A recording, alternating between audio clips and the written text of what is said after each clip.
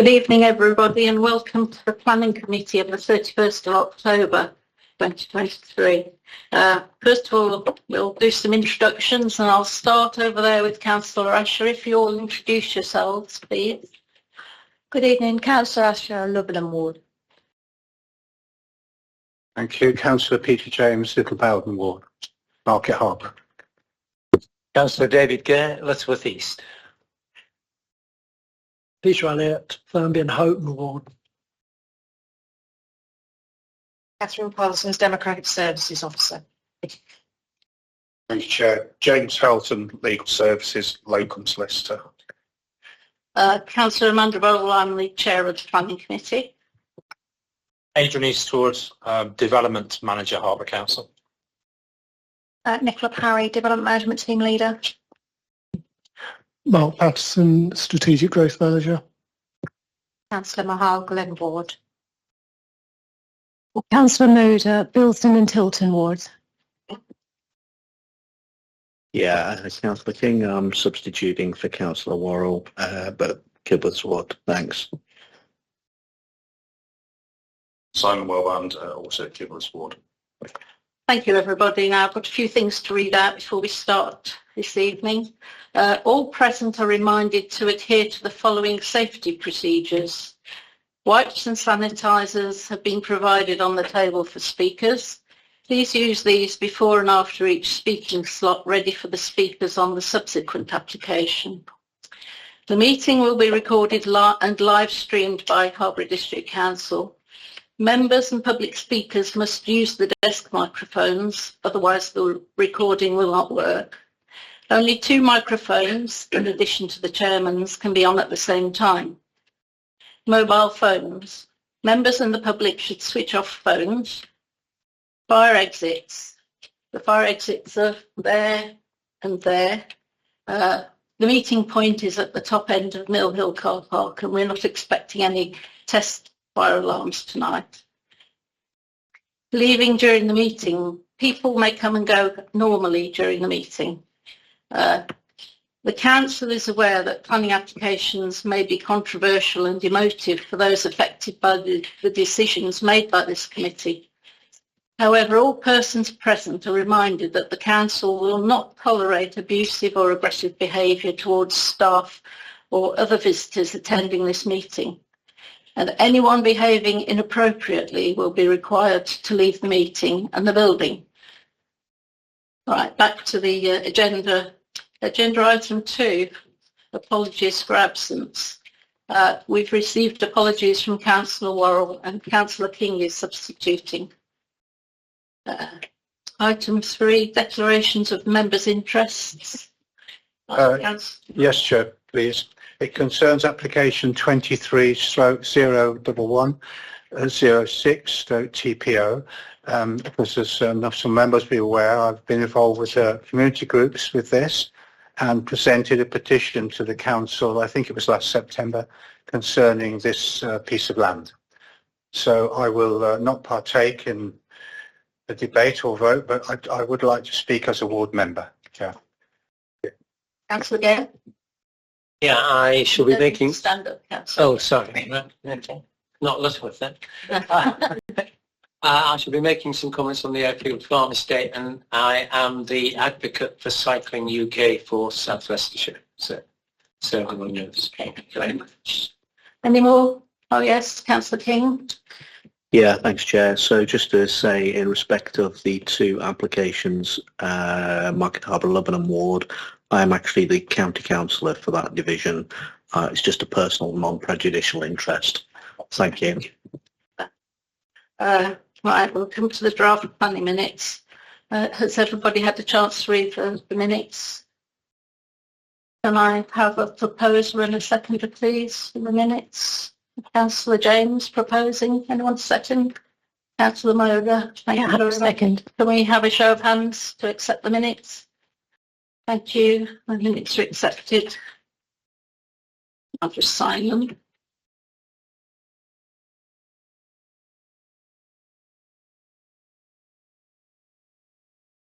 Item 5, to answer written questions or receive petitions submitted by the public. There aren't any. Item 6, referral up to the council by the planning committee to consider any referrals under part 3, section V 1.4 of the council's constitution. Are there any? No, I don't believe there are. So we'll carry on to number 7, index of applications for determination today. The first application is 22/01620/BAC, land at Armsby Road, Fleckney. On page 11 of your papers, the presenting officer is Nicola Parry, so I'll let Nicola carry on with that.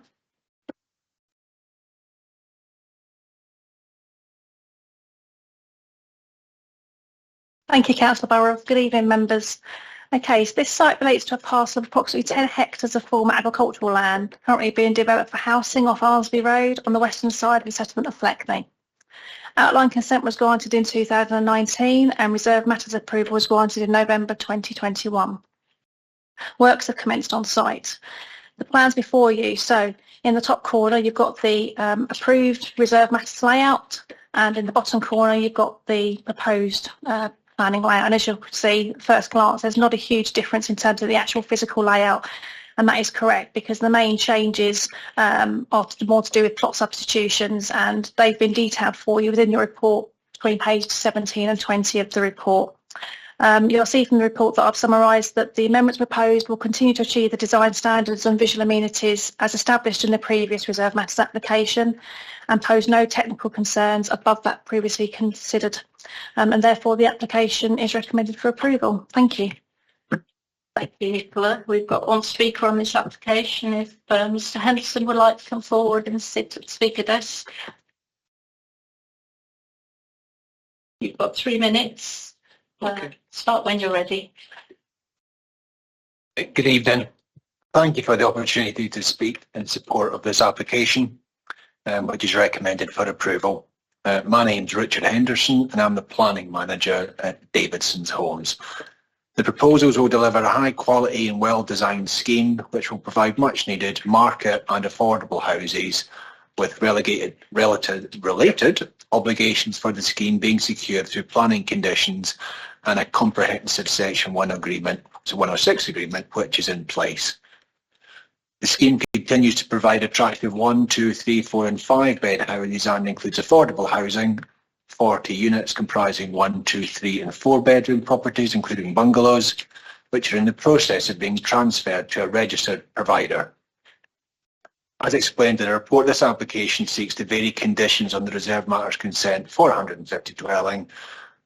The updated submission essentially follows adjustments to layout, house types and other adjustments within the site. The site is progressing well with the first houses occupied, the main access road, access junction and entrance works completed, and the main area of landscaping and attenuation areas as well as the public footpath improvement works having been undertaken. The layout continues to see a number of focal points created and a wide range of different house types and materials, both in terms of walls and roofs, as well as areas of open space being created within the site. In summary, the application represents a high quality design in a sustainable form of development that will make a positive contribution to the settlement of Fleckney. Davidson's Homes are committed to this site for delivery of housing and respectfully request your support for the approval of this application. Thank you. Thank you very much. Are there any questions for Mr. Henderson? Oh yeah, Councillor James. Just to better understand, 3.6, looking at the changes to the housing type and design, I just wanted to try and better understand that because of the economic position we're in with mortgages and everything else. I think there's more of a need for two-bedroom, certainly two-bedroom and three-bedroom properties. So we're going from that to the five-bedroom. Could you better explain why that is, please? Yeah, this is something that we're looking at on basically all sites at the moment. We've got challenges out there. 2 beds these days, unfortunately, even by price, can be challenging. And it's something that, you know, we find is difficult in the market at the moment. As ever, larger properties continue to be the ones that people typically, you know, at certain stages in life, who want in terms of properties. I mean, there's been a number of changes just overall across the site. Different houses that are not selling as well have been substituted for ones that sell better. And it really just a sort of, you know, a market demand response to get, you know, a mix that we think, you know, will sell best.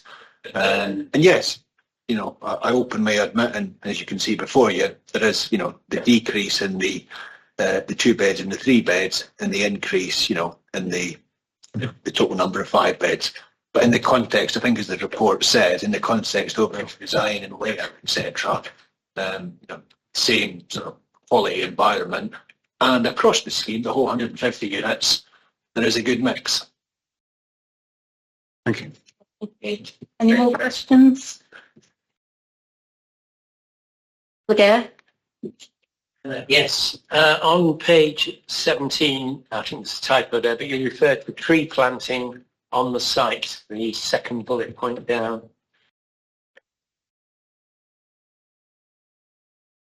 But the question is, it doesn't involve the technicalities of what's written there. My experience in Lutterworth is when they plant trees on a new housing estate, they're all dead within the year because they've been badly planted, they're not maintained, they're not watered, the area around them is not kept clean. Do you have a plan to deal with that? We also, being entirely honest, suffer from such challenges. It's something that we're getting better at. We realise that trees need watering even when they go in the summer. I've tree laid for a couple of days in the summer. Can be screaming for water. And it's something that I would say we're getting better at and appreciate more. So yeah, we appreciate also that the trees cost a lot of money, and that by not putting in the odd water bowser, trip or whatever, we are having to pay more money for more trees. So it is something that, you know, is on our agenda, and certainly our chairman does not like paying for more trees, but he needs to. Thank you. Okay, thank you very much. Is that it? Thank you.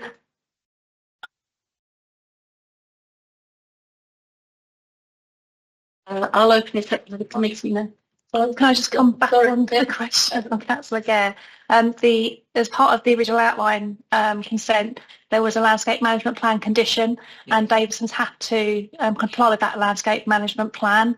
And the landscape management plan is checked by our POS, Public Open Spaces office. He goes out and checks to make sure that he's happy with what is within that landscape management plan, and then what is issued is a completion certificate, and they then have to continue with that landscape management in perpetuity. So yes, any dead trees that are noticed obviously have to be replanted.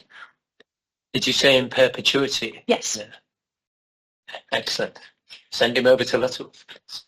I don't know what that agreement says, but yes, the agreement to this, yes. Thank you. Is that it? Councillor Over?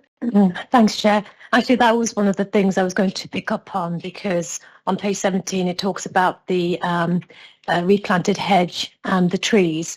Overall, I think it's a really good report, and the fact that Nicola sort of cemented it with what she's just said, I'm quite happy to put this forward for approval. Yeah, thanks. So this is pretty straightforward. I'm quite happy to second this, and suggest, Chair, that, you know, the colleagues haven't got anything to add, but perhaps you'd like to move to the vote as soon as possible. Thank you. Sorry, can't you fix that? Are we going to do that? We move to the vote then. To be proposed and seconded. All those in favour? That's carried unanimously. Thank you very much. We'll come to the second application, reference 23/00309/REM, Landers Airfield Farm, Leicester Road, page 25 of your papers. Nicola is presenting this one as well. Thank you. The site is located to the west of Market Harborough on land which forms part of the permitted housing allocation known as the North West Market Harborough Strategic Development Area. The site is the middle section of the SDA and is currently being developed by Davison Homes. Outline consent was granted in 2016 and reserved matters was granted in 2019. Works are commenced on site and several of the dwellings have been occupied. So on the plan in front of you, obviously, the site in question, and then on the other side, you've obviously got the phases key plan. This particular application seeks to amend reserve matters on phases 2, which is outlined in the blue, phases 3, which is the orange, and phase 5, which is the red. So I'll just go through those 3 phases for you. So again, like the previous application, obviously in the top corner we've got the approved plan, and then we've got the proposed plan. Again, these plans are all within your committee reports. You might be able to see them a bit more clearly then. Again, phase 3, the top one is the approved layout, and then obviously you've then got the proposed layout in the bottom corner, and then again phase 5 layout in the top corner, and then in the bottom corner is the one that's being proposed. The changes proposed are summarised on page 27 of your report. The amendments proposed will continue to achieve the design standards and visual amenities as established in the previous application, and that pose no technical concerns above that considered previously, and therefore the application is recommended for approval. Thank you. Thank you, Nicola. We have one speaker. It's Mr. Henderson again. Mr. Henderson, would you like to come and talk to us again, please, if you find your notes?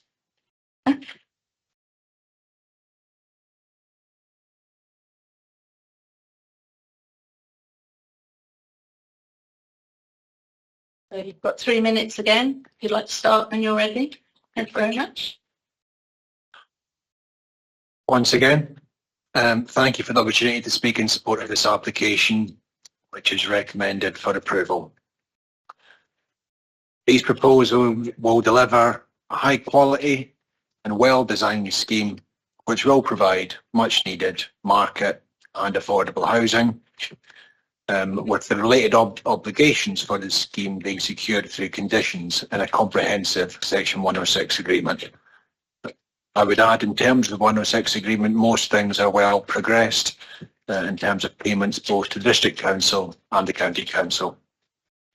The scheme provides attractive 1, 2, 3, 4 and 5 bed houses and includes affordable housing totalling 53 units. As explained in the report, the application seeks reserved matters consent for 315 dwellings and is submitted pursuant to the outline permission, which has already established the principle of development. The updated submission follows adjustments to house types and other adjustments to the previous reserved matters approvals within the site. The reserved matters application covers the layout, scale, appearance and landscaping of the scheme, and the access location was dealt with under the outline permission. The layout and associated range of house types for both market and affordable dwellings results in the creation of a well-planned and designed scheme with attractive buildings and landscaping. The layout sees a number of focal points created in a wide range of different house types and materials for both walls and roofs, as well as the areas of the open space within this part of this reserved matters. Buildings within the scheme are traditional in form and include a high level of detailing in terms of both architectural style and the palette of materials. The quality of the design and adherence to the use of traditional features and materials is evidenced in the drawings provided. In summary, this application represents a high quality design, and Davidson would respectfully request your support for the approval of this application. Thank you. Thank you. Are there any questions from Mr. Henderson on this one? No, thank you, Mr. Henderson. I'll turn it over to the committee then. Councillor Wellband. Yeah, just to say I'm pretty content with this one. Welcome the increased movement of 1-bedroom units, which I think is particularly necessary in this district, and there is an increasing demand for 1-bedrooms. So I'm very happy to propose approval. Thank you. Councillor Moder. Thanks, Chair. Yes, happy with the balance of house types, especially the reduction of the 5 beds and the increase on the 3. And I can second the proposal. Thank you very much. Yeah, thanks, Chair. I've just got a query about the plans. What are the blue kind of shaded areas? What do they represent? 'Cause- Oh, is that part of the next? On the next application. Right, will be the okay. blue areas. That's the additional 20 dwellings that are being proposed. Right, okay. So that's not part of this application. So they're blanked out. They're blacked out. Right, okay. I just wondered whether it was signifying something different, like. No, my point actually is that this blue section. Yeah, I've got them. The larger section, which is down in this corner here. Yeah. That relates to the plan pictures. There's currently a pending planning application for that. Right, okay. Okay, so that's sort of with the approved phase 2. That's kind of coterminous with that one. Yeah. Okay, that's great. Thank you. Had a proposer and a seconder to approve this application. Can you all show hands? Thank you very much. That's approved unanimously. I'll come on to the next application, which is 23/00365/FUL, land to the west of Leicester Road, Market Harbour, on page 34 of your papers. Nicola Perry is presenting this one as well. Thank you, Nicola. Thank you. Again, same site as the one we've just previously discussed.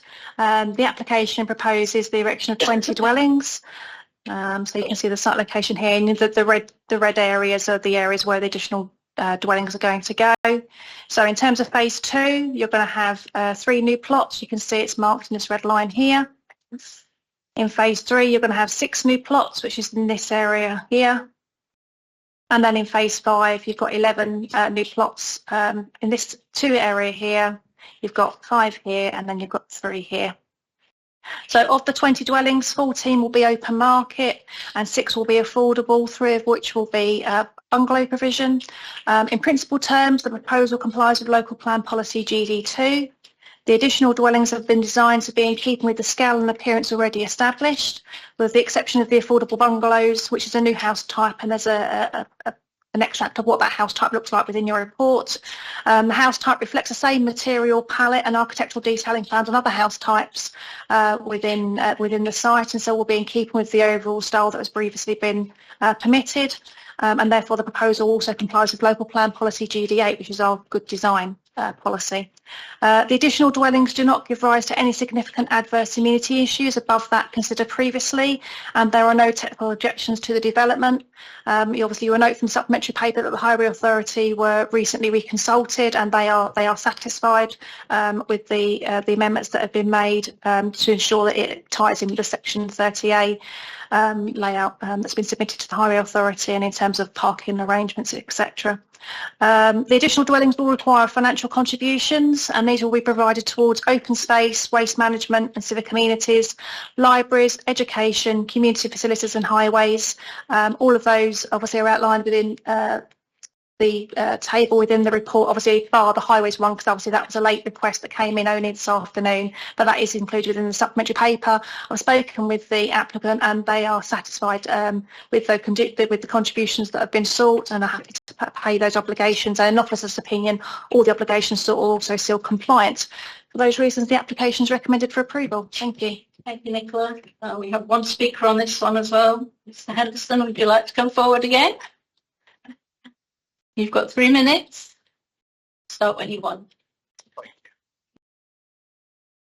The proposals will deliver a high quality and well-designed scheme which will provide market and affordable houses with related obligations for the scheme to be secured through planning conditions and a Section 106 agreement to be undertaken.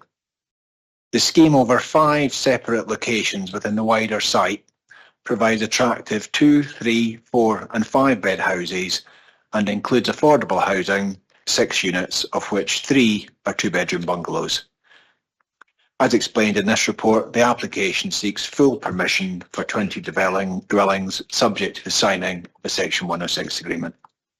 The principle of development is already established at the site, with these proposals designed to sit comfortably against the wider site covered under the outline and reserved matters approvals.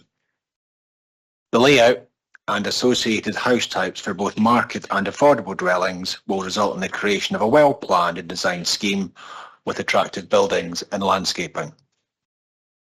A wide range of different house types are used, and a varied range of materials for both walls and roof are provided. The quality of the design and the adherence to the use of traditional features and materials is evidenced in the drawings provided. Davidson's Homes, as the developers of the site, are committed to this site for the delivery of housing and respectfully request your support for the approval of this application. Thank you. Ms Henderson, are there any questions? Councillor Moder? Thanks, Chair. Just a quick one about the, I note a comment here about the reopening or the opening of Harvest Road. What's the status on that, if any? Right. Status as of this afternoon is that we've made an application to vary the condition that currently deals with the numbers. So at the moment, the number for condition 33 is 150 occupations. We've had discussions with both officers and the County Council over the course of the summer, and we're proposing, along with Taylor Wimpey William Davis, they will also do the same thing because they've got the next section of the link road. So we've suggested that a reasonable number, and I totally appreciate it's a separate matter to what's been discussed here, is 330 occupations, which will allow the road to be put in fully, safely, cycleway in, footway in, the road itself and all the traffic calming, etc., street lighting, and that should, in theory, he says, all be in for August, September next year, at the same time as we hope to also have the bus service up and running. So by this time next year, everything should be open as one would expect on the site. Councillor King? Yeah, thanks, Chair. So I don't have any particular issue or problem with this particular application. I mean, I think it does happen on big sites, and this is a big site, a strategic development area, which was originally approved 10 years ago. I think I was a council. Didn't we do that in the market hall? I seem to be at that meeting. So it's a long time ago. I think what you just said, though, I know it's not part of this application, but I do think that's going to be very important because the new primary school is scheduled to open. So obviously, if the road isn't open, there is a bit of a problem for anyone to get to the new primary school. So I think that's, anyway, I know it's not part of this, Chair, so I won't dwell on it, but just to reinforce that point. Thank you for indulging me. Oh, I'm quite happy. I'll propose that we approve. Thank you. Okay, Councillor, would you like to say something? Yeah. I just want to say I've not got a problem with the application. I'm glad that the buses was brought up in this because that is something that I've been asked about today again about the buses. And just a comment really on the Section 106 agreement. The travel packs, I believe that people haven't been getting the travel packs through, which obviously not your fault. I think this must be a county council thing. And it really needs chasing up because if the existing people haven't got it and it's being put into this as well, it needs to be, we need to make sure that is happening and that, is sustainable transport is used. And it just seems a bit silly to put it back into here when the existing people haven't got the bus passes through. We can't hear from you now. Okay. I can explain that. Our consultants this week, Watermans, I've obviously been speaking to the County Council on two things. One, the travel plan surveys that have gone out. Between our development and the development next door, they got a low response rate. So they're going to redo it again to try and get a better response rate so they can understand more about how people intend to travel, etc., and how they can hopefully shape and influence things. So that's going to happen again. On the travel packs, the county have issued them already, but unfortunately, I think it's basically a postcode issue. When we issue postcodes at the start of a development, that will say plot 1 to 100. Unfortunately, only plots 1 to 30 at the point which the county send them out might actually be occupied. So a load have been returned back to the county. So they've got a big bundle sat somewhere, returned to sender. So we're going to see if there's a better way between us that we can do that to make sure that we get people. And then Okay. obviously within that, we Thank you can then very much. apply for the bus passes. Thank you. Thank you very much. Is this a question for the It's a comment. comment? Okay, thank you to the speaker. Would you like to carry on? Oh, well, first of all, it was good to hear that there are going to be cycleways and pedestrian ways on the estate, and this new link road is going to have a cycleway on it, but it will then eject onto a road where the cycleway is old, narrow, broken in places. You have to get off your bike and wheel it across roundabouts. Then it comes into Harborough where it ceases, and you've got those cobbled sections at the side of the road which look like cycleways but aren't cycleways, and neither motorists or cyclists really know what they should be doing in those circumstances. They're also very slippery when wet. I wondered if there were any plans to improve that link, because this estate is absolutely perfect cycling commuting distance. I think that's part of this. No, but I just wish to raise the issue. So you've got a large number of people. Okay. Thank you. I've got any more comments, I think. Councillor King?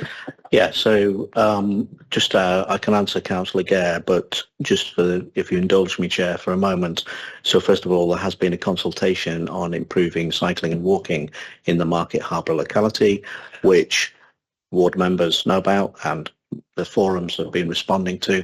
And just picking up the point about bus passes, be assured that is a very is a big issue which we're looking. We have. The county has been looking at, and as the division member, I have been pressing them to come up with clarity as to how they're going to deliver. It's not just a problem here, and the policy, the actual bus pass policy, how we do sustainable transport, that's actually under review by the county council, but that won't happen until later next year.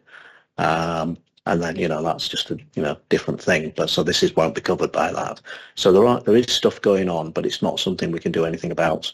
As you rightly said earlier, here and now, we've got the system we've got, and I'm sure everything that can be improved. Thank you. Okay, thank you very much. Have we got any more comments? Because we have got a proposer and a seconder. No, shall we take the vote then? All those in favour of approving this application? Thank you, that's unanimous. That application's approved. We come down to the next application, which Councillor James have actually declared an interest in. The application number is 23/01106/TPO, land adjacent to Market Hall, car park, Market Harborough. Page 55 of your papers, and Adrian is presenting this one. Yes, thank you, Chairman. So this falls before committee as Harborough District Council is the applicant for this. It's a prominent town centre location, and many of us would have been past it. How much we've noticed it is probably debatable, as you will know. Actually, ownership was taken by the council several years ago, as it happens. So it's set out in the papers. It's a general TPO. In fact, some of the trees probably overstate the TPO and go beyond actually the parameters, but hopefully we've got an application for the whole set of trees here. You'll see effectively 12 trees are to be felled, and then this crown raising another 12 trees. On the plan, which I think is in the papers, and I've got on the overhead here, so I think the location's pretty self-explanatory to most people, next to the Market Hall. And on the coloured plan here that you've got, you can see red crosses where trees to be felled, and blue dots where the effect of the crown lifting will be cleaning up of the trees. I think many will know the site, and this is self-evident in the photographs here. And I would really say, having looked at the submissions and the reports and knowing the site, and really from the photographs, it's fairly self-evident, and the experts are backing this up. It really does need some work to tidy it up in tree terms. The most probably prominent and important tree, looking at the top left image here, is Scots pine really, and that's staying, and no doubt it could benefit from some appropriate management, I'm sure. But in effect, I would suggest the trees that are going are low cover trees, the larger trees, the prominent trees, so the Scots pine, they're being kept. And you can see just from the photographs there where it's really started to go over the highway, etc. There must be a requirement for some sensible management here, I would have thought. But it's set out on the papers. It's supported by both the applicant's expert and the planning department does employ on occasions a tree expert. It's appropriate management. It will effectively, if approved, tidy up the sites and hopefully ensure its long-term vitality and contribution as trees, those that remain. And hence it's recommended for approval, Chairman. Thank you. Thank you, Adrian. Councillor James wishes to speak on this subject. You've got 5 minutes as ward member. Thank you very much, Chair. Well, I'm pleased to see this report. I mean, just to give a brief history, I mean, some of the members around here may not be familiar with it, but I think it was a piece of land that was owned by the Symington family many years ago, and there was a house on there, and then that disappeared. There's also, I think, an air raid shelter on the most southern part of it. I noticed it's marked in a different area. Maybe I'm not sure whether that's it. I sort of first recall this around about 2016, and I think there was a press release around about then which talked about dedicating this land to a tourist coach park and some car parking.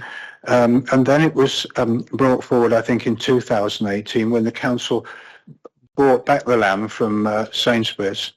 And there were complications, I think, with all of that, and the priorities have changed a bit now, I think. And it's remained vacant. It's been many, many years. There's self-setting trees in there, but there are trees there with a preservation order on. Most of those, I think, are okay. As it is now, it's an eyesore in the town. It really is. It's constantly subject to antisocial behaviour, all sorts of activities. A lot of it's drug-related, I'm afraid. And we do have an encampment in there, I think the report from time to time, where people move in. We're really at a point now where we should do something with it. Certainly, lots of residents around there. There are lots of apartments. A lot of them are elderly people, not all, but a lot of elderly people who'd like to see that as a nice open space, maybe where they could go and sit in. And that resulted, when I became a member, of a petition to actually, create there's all sorts of things discussed, pocket park, community park, whatever. But basically, to tidy it up, it is a complete area of stress to the people who live around there. Other groups have been involved in it. Harborough Woodland wanted to look at a scheme for it.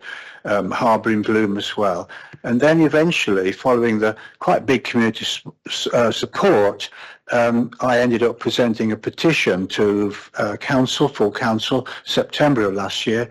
We had about 300 signatures, but many more behind that, actually. There was Harbour in Bloom and the Woodland Trust, so quite a few more people behind that. But nevertheless, the council accepted it in goodwill, and that was really good. The only comment I'd have on the background is I'm surprised it wasn't included in the town master plan. It would be good to do that. We've got very little green space in this town. In the centre, we have the memorial gardens. We have an opportunity here.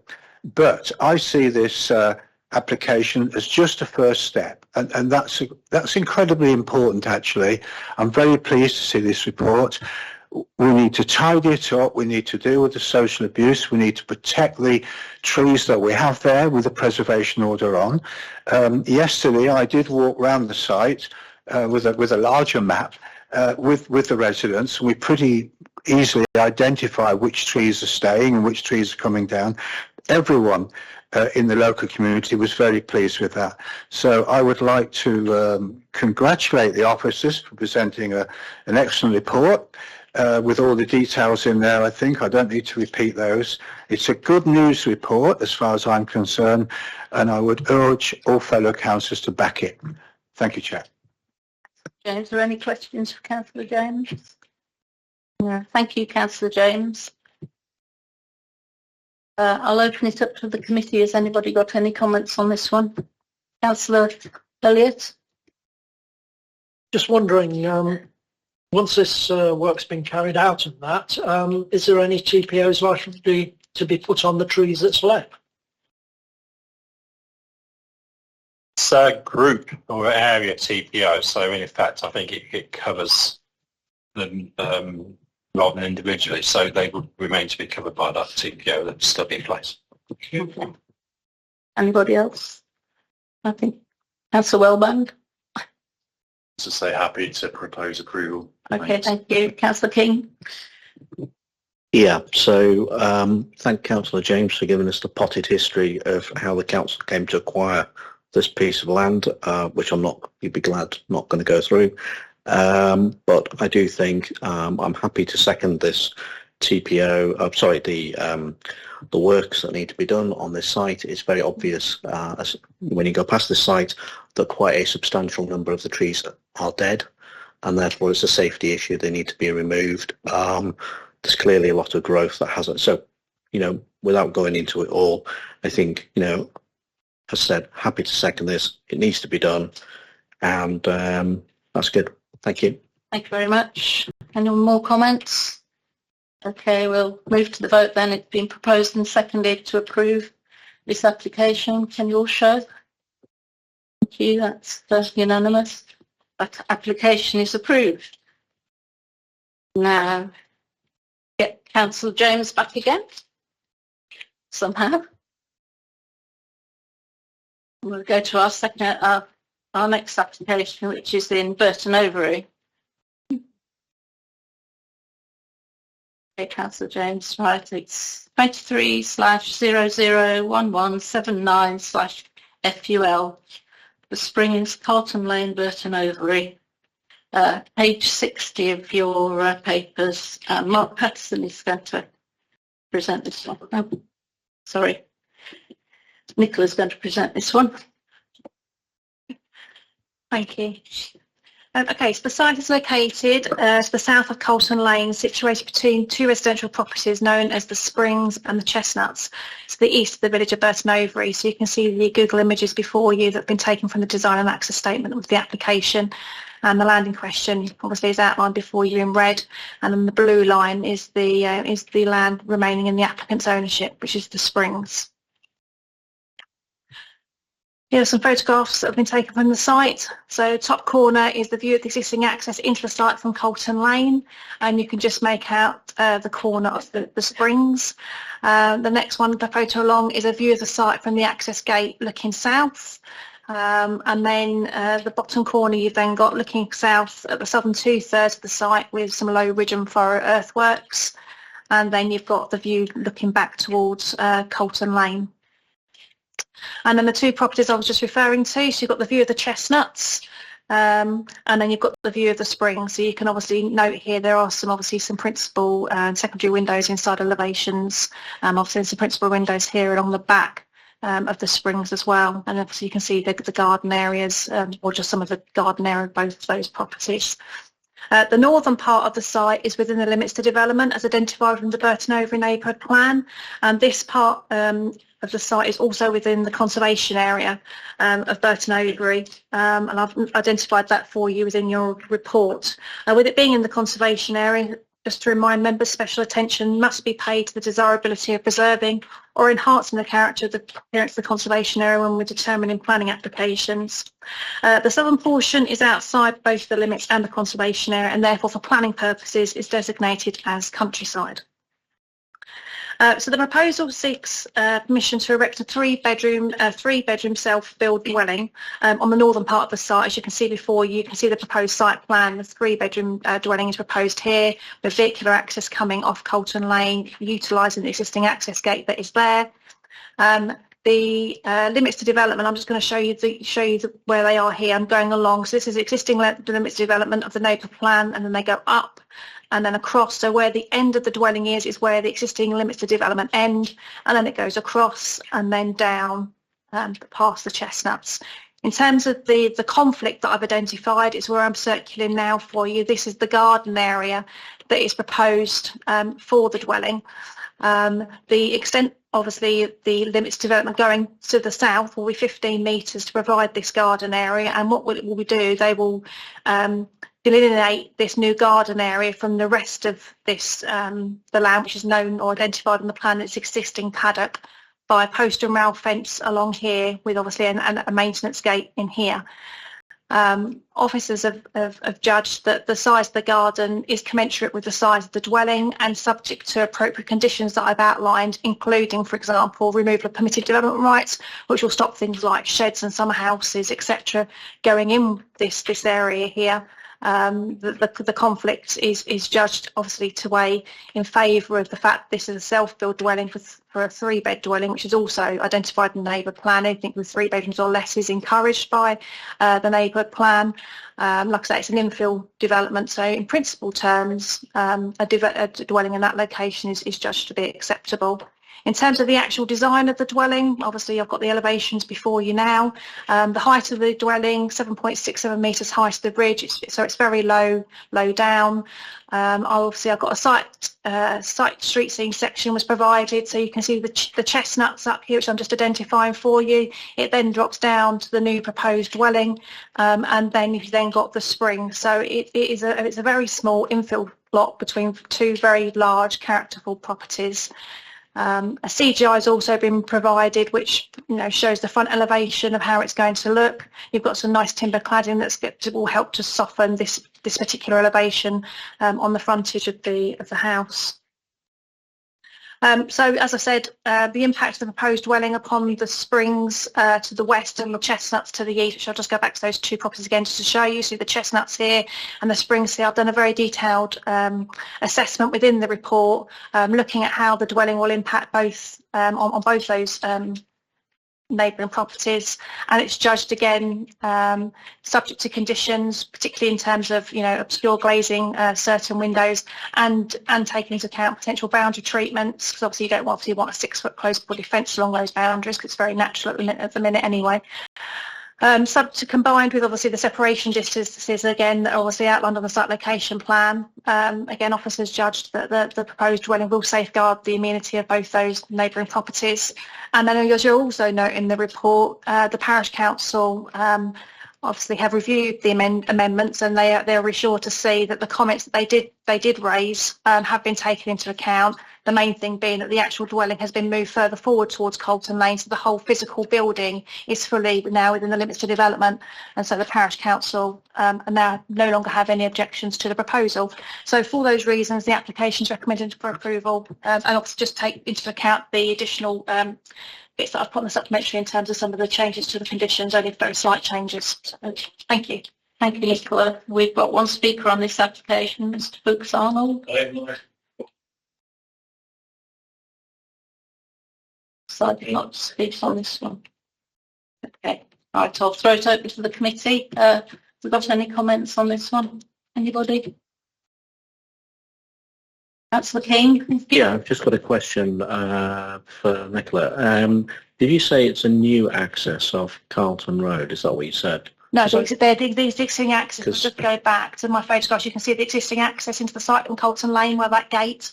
So they're going to use exactly the same access, but obviously it will be surfaced. Field access. It's a field access, yes, but it is a bit more access. When you said that, I thought you meant access through the existing. No, not for the existing properties. No, sorry if that wasn't clear. Okay. No. I've got some comments, Chair, which. Would you like to make your comments? Yeah, I mean, I'm not particularly awestruck with this, but given there's a lack of any negative comments from anyone, I can't really see, and it's down for approval. And personally, I don't like it, but that's just me as an individual. And I wouldn't be very happy if I was one of the neighbours, but probably as them selling the site or whatever, then I'm sure they're not too unhappy about it. But so I think at the end of the day, I'm not quite sure how, I don't think there'd be an objection to it really that we could raise. My only concern was about this garden area at the rear. Does the removal of permitted development rights apply to the the whole length of the remaining garden? The fields that's going to be converted to a garden? So Is that what you- it's not the whole field. So let me just point out again, it's this area, I don't even know if my cursor's coming up here, but it's this section here that I'm outlining to you. That is only the element that's going to be known as the domestic garden. Right. Then So, south of this, which is known as the existing paddock, yeah, I've made it clear in the conditions that it does not form part of the residential curtilage. so that's still a paddock. That is still paddock, will remain as Okay. paddock, can't have any buildings on it. But I've also said that also within the gardening itself, the bit I've just outlined, Yeah. you can't have anything in there without applying for planning permission first. So, for example, if somebody wanted to put a shed or a summer house on there, Yeah. they need to apply and we'd need to assess it accordingly. Okay, that's great. Mm. And the only other question I got is, I'm presuming this is just going to it's classified as a self-build unit, but I'm just okay. So we've got the self-build kind of not a waiting. It's not a waiting list, is it? But there's a list of people who've said they're interested in self-build, but this isn't necessarily going to go to one of the people on. Obviously, because it's a commercial. That's not how it works in It terms doesn't of the work. self-build register. But yes, we have a list of people who want to be on that self-build register, but in terms of the self-build requirement, every application that comes in for a single dwelling at validation stage or during the application stage, we go to the applicant, say, particularly for something like this, and we say, is it going to be a self-build dwelling? And we actually outline to them what it says in the Self-Build Act. And if they say that they come back, in this case they have done and said, yes, it will comply with this, then that's why it will meet our self-build. It doesn't necessarily mean that someone who's registered. No. No. Okay. But in terms of our requirements, it's meeting our statutory duty. Yeah. No, that's okay. Just clarifying that point. Thank you, Chair. Okay, thank you. Anybody else got any comments? Councillor Elliott? Thank you. Yes, I'll say I agree with Councillor King. This house, it's, well, to me, ugly at the front, to be quite honest. I think it could be done a lot better, but I wouldn't object to it. And the other question I would ask, the part at the end of the garden, that still belongs to the people who are building the house, I take it. The existing paddock, Yeah. yes, the existing paddock would belong to the people that occupy the house. Okay, thank you. Thank you. Anyone else got any comments? No? Anybody want to propose? I propose we accept this. Okay, thank you.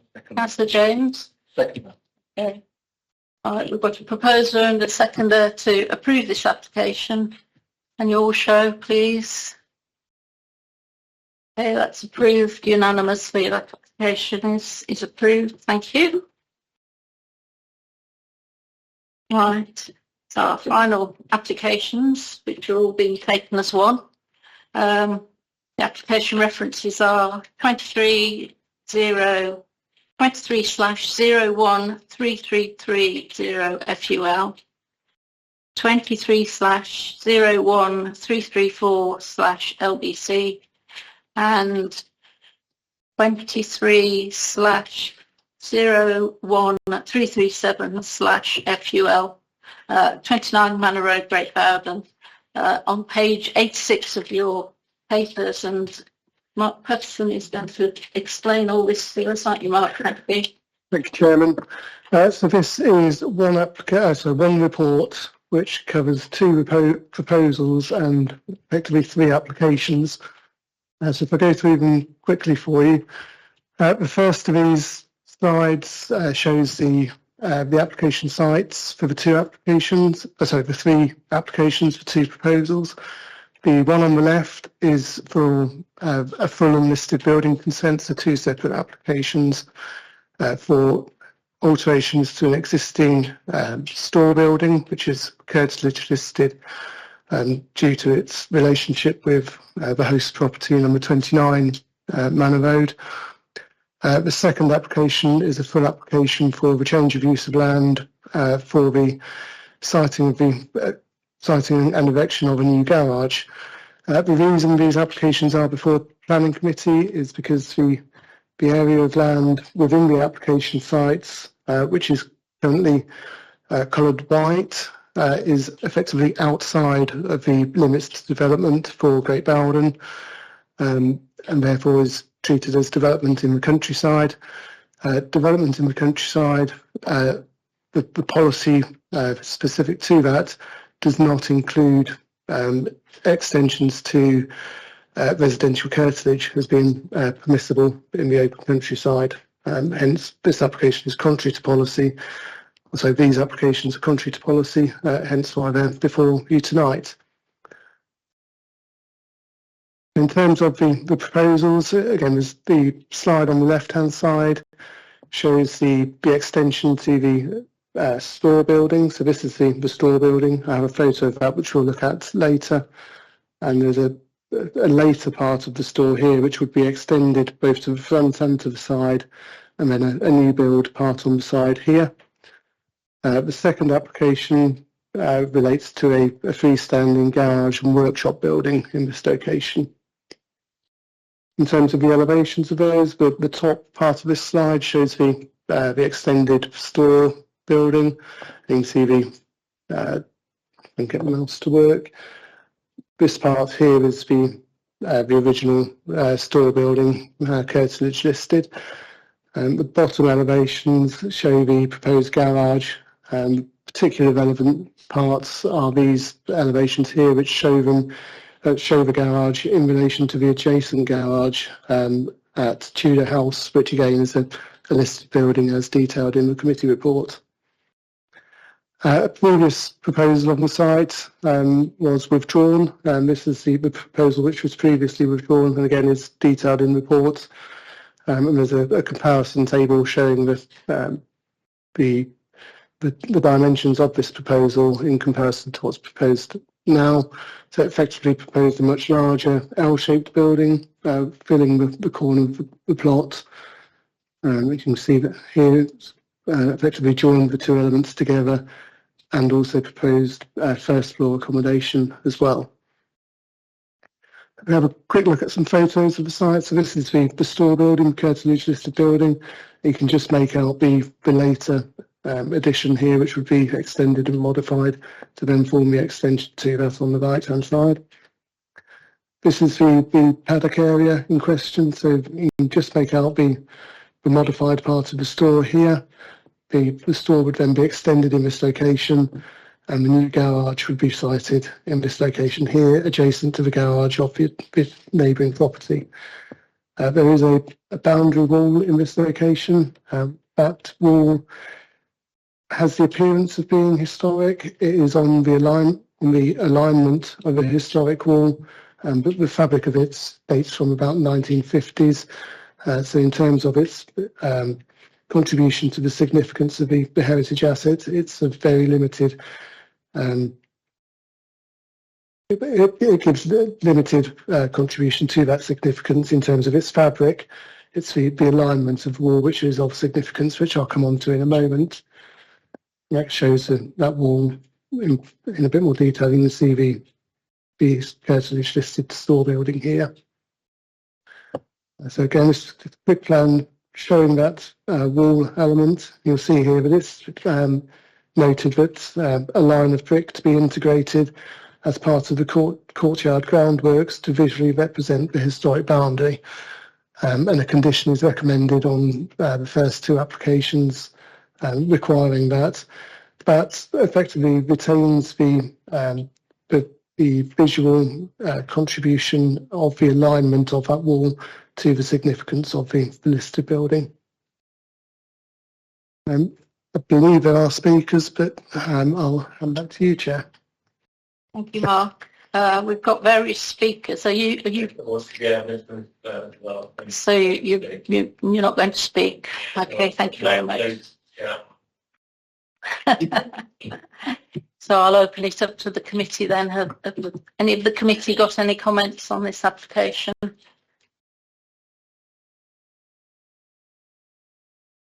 think it's quite an interesting application once Mark had actually explained it all. I think the fact that there are no objections from anybody at all, not even the parish council in this case, which is quite unusual in Great Marden. I think that speaks for itself. So I think it's a general tidying up of the property, some modern additions, but also keeping the historic memory of that wall, which I think is quite important. So anyone want to make a Councillor King? Yeah, Chair, I don't disagree with you. I mean, obviously the front of this property is very aesthetically pleasing. This isn't the front, and it's, as you say rightly, it looks like a bit of a mess really. It needs sorting out and making it fit for the modern day. Looks like a wall that's been made to look older than it is, which kind of was what Mark said. That kind of ties in really. 1950s, someone's come along and said, well, let's make it look older than it is. Probably reuse some bricks from somewhere, but it doesn't, to me, it doesn't really add anything. So I'm quite happy to support this, to be honest. So I'll happily propose. Yeah, thank you, Chair. Thanks, Chair. Yeah, it complied with all the policies, the relevant ones, so happy to second that. Okay, thank you. So I think we've got to take this in 3 separate. All right, for the first one is, can we take it all in one? Yeah. Okay, we'll take it all the applications as one then. So proposed and seconded for approval. Can you all show?